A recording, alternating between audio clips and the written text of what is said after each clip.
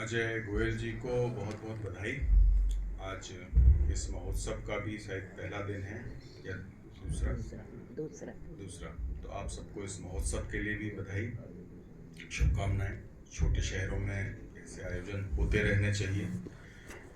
आने का मौका मिलता है, बातचीत का मौका मिलता है, जुड़ने का मौका मिलता है।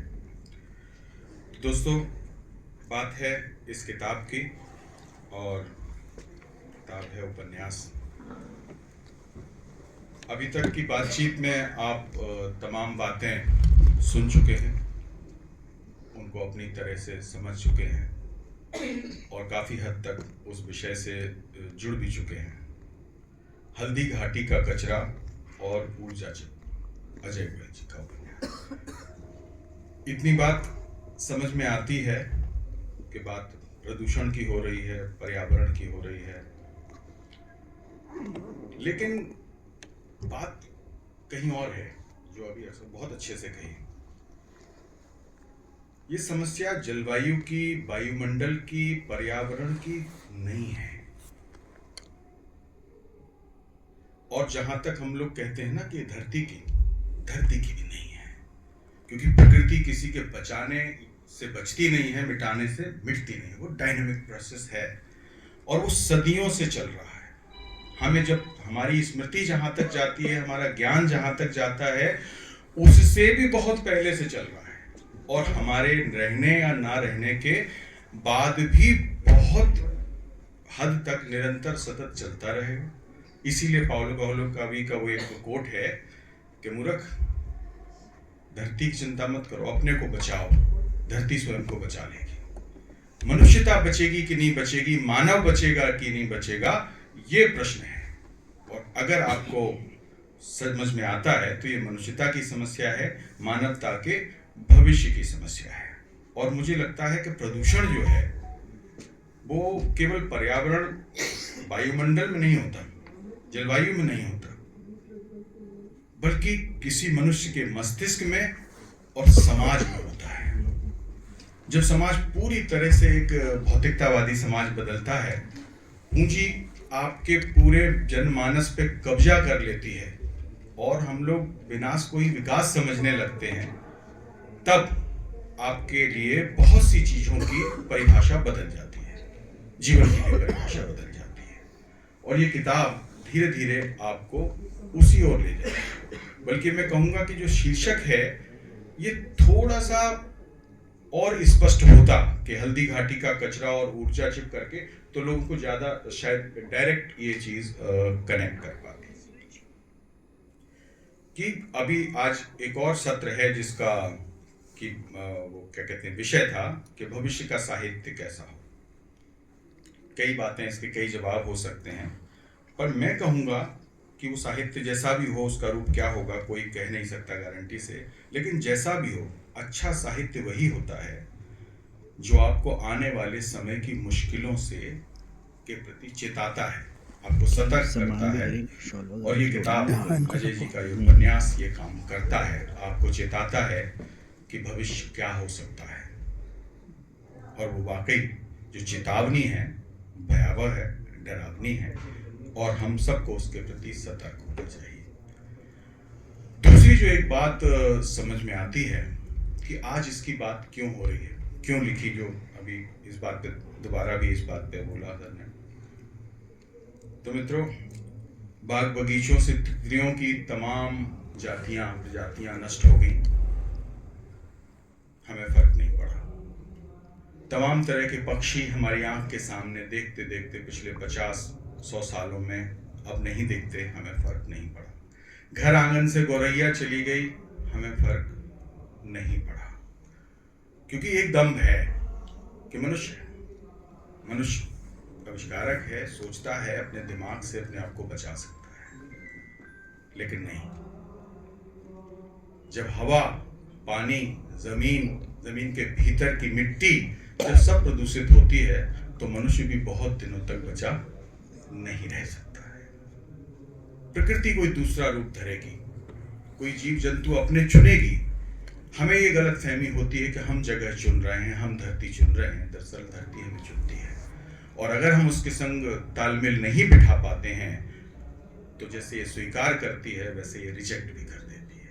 आपने लैंडस्लाइड्स हो, बाढ़ हो, सूखा हो, तमाम तरीके की आप प्रकृति का क्रोध तमाम जगहों पे ये देख सकते हैं। दरअसल दोनों तरफ होड़ है, देशों के बीच में, और अब तो मैं समझता हूँ कि पिछले 20-30 साल से एक राष्ट्रवाद की होड़ आई हुई है। पहले हम लोग को इतिहास में पढ़ाया जाता था ये युद्ध, वो युद्ध, फला युद्ध। अब अगर आप देखें तो समझ में नहीं आता कि कौन किससे युद्ध कर रहा है। पूरे विश्व में इस समय युद्ध की स्थिति है। आप यूक्रेन रशिया की बात कर लें, आप अफगानिस्तान की बात कर लें, आप भारत पाकिस्तान की बात कर लें, आपको लगेगा, अगर ध्यान से देखेंगे पूरे ग्लोब को सामने रख के, तो लगता है कि पूरी दुनिया लगातार युद्ध में है। किसके लिए युद्ध हो रहा है? प्रकृति के लिए, पर्यावरण के लिए, धरती को बचाने के लिए ना, राष्ट्र के लिए। राष्ट्र किससे बनता है? मनुष्यों के लिए। क्या आपको लगता है ये बड़ी बड़ी ताकतें अमेरिका से लेकर रशिया तक ये जो बम मिसाइल बना रही है, ये किसी मनुष्य को बचाने के लिए बन रही है? नहीं, ये एक बहुत बड़ी पूंजी की रक्षा के लिए खड़े हैं और अलग अलग नामों से, अलग अलग तरीकों से ये लड़ रहे हैं। और अंत में शिकार कौन होने वाला है? प्रकृति, जीव, जंतु और अंततः मनुष्य। तो ये उपन्यास आपको इतने बड़े फलक पे, जैसा कि भी सुभाष जी ने कहा, सुभाष जी ने, कि ये किसी नायक नायिका का उपन्यास नहीं है, ये हम सब का उपन्यास है। जो पूंजी की दौड़ है और हम सब कहीं ना कहीं उसमें शामिल हैं, उसकी तरफ आपको इशारा करता है। इसका जो नायक है बसंत, वह आज के उसी भागते दौड़ते समय का प्रतिनिधि है जिसके हम सब हिस्से हैं। कोई चाह के, कोई ना चाहते हुए, कोई मजबूरी में, लेकिन सब उसके हिस्से हैं। आज आप दिल्ली के प्रदूषण और AQI की बात देखें, आपको समझ आ जाएगा। सवाल ये खड़ा करती है कि हम आने वाले समय में, आने वाली पीढ़ियों के सामने कैसी दुनिया छोड़ के जा रहे हैं। वो ये उपन्यास बहुत खूबसूरती से हमें बताता है। जो बात तमाम वैज्ञानिक आंकड़े एक बड़ी आबादी को नहीं समझा पा रहे हैं कि अभी नहीं जागे तो बहुत देर हो जाएगी, वह यह कथा बहुत सहजता और संवेदनशीलता के साथ हमें समझा देती है। विकास हम सबको चाहिए, बिल्कुल ठीक बात है, लेकिन आने वाले समय की हत्या करके नहीं, मनुष्यता और मानवता की हत्या करके नहीं, आने वाली पीढ़ी को बीमारियों के दलदल में ढकेल के नहीं। आज प्रदूषण मौत और बीमारियों का सबसे बड़ा कारण है, चाहे वो पानी का प्रदूषण हो, चाहे वायु का प्रदूषण हो, चाहे मिट्टी का प्रदूषण हो। हम कल आने वाली पीढ़ी के लिए क्या छोड़ के जा रहे हैं, अगर ये सवाल हम सब अपने आप से करेंगे तो शायद ये अजय गोयल जी का उपन्यास या ऐसे विषयों पर लिखा गया तमाम साहित्य, मैं समझता हूँ कि सफल होगा। अब बात उपन्यास के और भी तमाम पक्ष होते हैं, लेकिन मैं सबसे बड़ा पक्ष यही मानता हूँ कि किसी व्यक्ति ने कोई विषय क्यों चुना और उस विषय को किस तरह से उसका निर्वाह किया। बहुत कठिन होता है एक लेखक के लिए चुनना कि बिना नायक नायिका के, बिना किसी अच्छे क्लाइमैक्स के और बिना तमाम रोचकता के वो एक ऐसा विषय चुने जिसमें कि उसकी गुंजाइश ना हो। लेकिन डॉक्टर साहब ने ये विषय चुना, इस पर उपन्यास लिखा, और शुरू में पढ़ते हुए कई बार लगता है कि आपसे छूट रहा है, लेकिन जब आप आगे बढ़ते हैं तो आप पाते हैं कि नहीं, आप विषय के भीतर उतर रहे हैं। और बहुत खूबसूरती से उन्होंने एक बात जो ईश्वर के बारे में पहले भी निर्देश जी ने शायद कही कि ईश्वर की बात करती है, और इस किताब में एक बहुत प्यारा वाक्य है कि ईश्वर आपसे कितना खुश है, अगर हमें ये नापना हो तो कैसे नापेंगे। कई तरह के लोग यहाँ हो सकते हैं, ऐसे लोग जो ईश्वर को नहीं मानते, ऐसे लोग जो ईश्वर को मानते हैं, लेकिन पर्यावरण, वायुमंडल, ये धरती जिस तरह से हम बिगाड़ रहे हैं उसका असर मैं समझता हूँ कि आस्तिक पे भी और नास्तिक पे भी बराबर ही पड़ता है, अलग अलग तरीके से नहीं पड़ता। वो बहुत आसानी से पूछती है, हम सब जो ईश्वर को मानते हैं वो भी, जो नहीं मानते हैं वो भी, केवल मानते ही तो हैं, लेकिन साक्षात देखने का दावा तो कोई नहीं करता। लेकिन अगर ईश्वर कहीं आपके सामने उपस्थित है तो इसमें बहुत अच्छे से समझाया गया है कि साक्षात रोज सुबह सूर्य निकलता है और अस्त होता है, और आपकी धरती के ऊपर जो एक छांव है, आपकी धरती माता की ओजोन जिसको हम कहते हैं, वो आपको सुरक्षा प्रदान करती है। और जिस दिन ये ओजोन की लेयर हटेगी, ये आपका साया हटेगा, उस दिन एक सूर्य जो गर्मी छोड़ता है आपकी धरती तक आती है, वो 12 सूर्यों की गर्मी में बदल जाएगी। उसके बाद क्या बचेगा और क्या नहीं, ये मनुष्य नहीं तय करेगा। वो ओजोन हटते ही साथ इस सूरज की जो गर्मी होगी, जो आज ताप है, वो 12 गुना बढ़ जाएगा। हम 1 डिग्री टेम्परेचर के बढ़ने से क्या फर्क पड़ता है पर्यावरण पे, ये जानते हैं। जहां 0.5 भी बढ़ता है वहां भी क्या फर्क पड़ता है आप जानते हैं। जब ये 12 गुना बढ़ जाएगा तब इस धरती पे क्या असर पड़ेगा, उसकी वनस्पतियों पे क्या असर पड़ेगा, जीव जंतुओं पे क्या असर पड़ेगा, ये दिखाता है। तो हमारे सामने एक ईश्वर है, सूर्य है, जो हमें जिला सकता है, पाल सकता है, हमारी हजारों वर्ष के विकास को पोषित कर सकता है। वो एक क्षण में इस लेयर के हटने से सबको भस्म कर सकता है, समाप्त।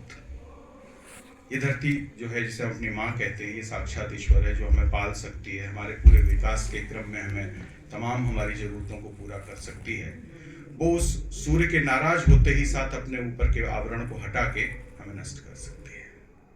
तो जो प्रत्यक्ष है वो हमें नहीं दिखता, और हम एक अप्रत्यक्ष की कल्पना में हमें कई तरीके से ईश्वर को देखने की कोशिश करते हैं, लेकिन आपके सामने होता है और वो हमें नहीं दिखता।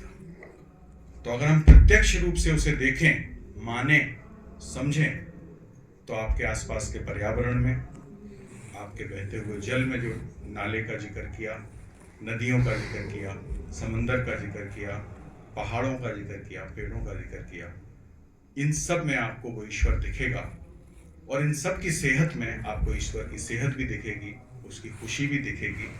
और अगर आप उसकी खुशी से कनेक्ट कर पाएंगे तो आपको पर्यावरण के मायने और उसके लिए लड़ने का कारण मिलेगा। मैं समझता हूँ हर व्यक्ति को ये किताब सोचने की एक वजह देती है, उससे जुड़ने का एक कारण देती है। ऐसे विषयों पर लिखा जाना चाहिए। और मैं समझता हूँ कि एक संपादन के दौरान, लेखन के अलावा संपादन से मैं जुड़ा हुआ हूँ, तो तमाम कहानियाँ मेरे पास आती हैं, उपन्यास अंश पढ़ने को मिलते हैं। बहुत कम लोग ऐसे विषय चुनते हैं। मैं भी विज्ञान का विद्यार्थी रहा हूँ, तो मैं समझता हूँ कि लिखा जाना चाहिए, और लिखे जाने से ज़्यादा ऐसी किताबों को पढ़ा जाना चाहिए। और वाकई हम हर पीढ़ी के लिए ऐसी किताब एक हो और लोग उससे पढ़ें, उसे प्रमोट करें, तो वाकई कहीं संवेदना के स्तर पे हम जुड़ेंगे। क्योंकि ये केवल भौतिक समस्या नहीं है, ये हमारे मन की समस्या भी है। और एक बात जो कही कि पाठक, इसमें जो लेखक है वो पाठक से उम्मीद कर रहा है। जी हाँ, हमें देश से उम्मीद नहीं है, देश के अध्यक्षों से भी उम्मीद नहीं है। क्योंकि किसी भी, कोई भी देश हो, आज कितना भी बड़ा राष्ट्र अध्यक्ष हो, जो कहने में कोई शर्म नहीं है, कोई भी पार्टी हो, ये पार्टी वो पार्टी, सब पूंजी के पाले हुए पावर सेंटर्स हैं। पूंजी जिस दिशा में हाँकती है वो जाते हैं। तो बचना तो किसी छोटी इकाई के हाथ में ही है, बचाना भी छोटी इकाई के ही हाथ में है। तो संगठित तो अंततः एक छोटी इकाई को ही सत्ता के विरुद्ध होना पड़ता है, ताकतों के विरुद्ध होना पड़ता है। आज अरावली की लड़ाई पूरा देश लड़ रहा है,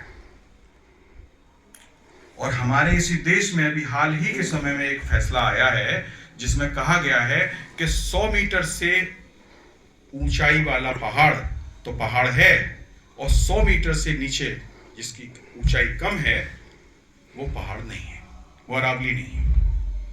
और जब अरावली नहीं है तो उसके ऊपर वो सारे नियम कानून लागू नहीं होंगे। उसे तोड़ा भी जा सकता है, मिटाया भी जा सकता है, समतल भी किया जा सकता है, वहां आवास भी बनाया जा सकता है, वहां होटल मॉल भी बनाए जा सकते हैं। ये फैसला आज आया है, इसके परिणाम आने वाले 10-20 सालों में आने वाली पीढ़ियां देखेंगी। और हम सब यही हैं, हम सब अपने अपने ईश्वर में लिप्त हैं, हम सब अपने अपने स्वार्थों में हैं। अरावली के लिए लोग लड़ रहे हैं। हम लोगों ने भी छोटी मोटी कोशिशें जो एक पत्र पत्रिका के माध्यम से करते हैं कई हैं, लेकिन अरावली किसी एक व्यक्ति की नहीं है। पूरा भारत, उत्तर भारत तो खास तौर से, जो गुजरात से, जो महाराष्ट्र से जो मानसून आता है, अगर ये अरावली नहीं होगा, एक अरावली पूरे मानसून के लिए एक स्पीड ब्रेकर का काम करता है, अगर ये नहीं होगा तो ये हवाएं, ये मानसून सीधा आपके उत्तराखंड पे टक्कर करेगा। उत्तराखंड में पिछले दिनों किस तरीके की लैंडस्लाइड्स हुई हैं आप सब जानते हैं। ये अचानक नहीं हो रहा है, ये अचानक नहीं हो रहा है।